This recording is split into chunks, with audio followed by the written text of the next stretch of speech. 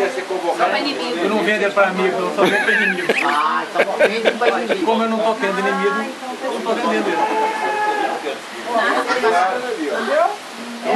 Alguém pegou ele É o aí. Tarzan?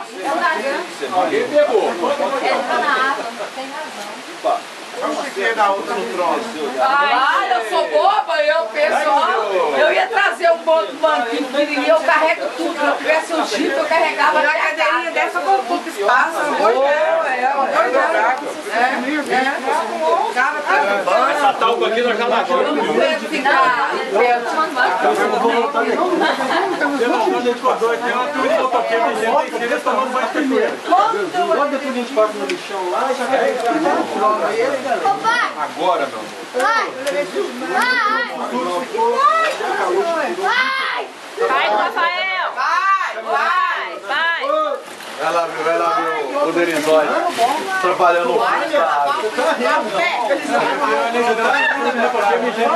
Quero fazer uma declaração pública para a esperança.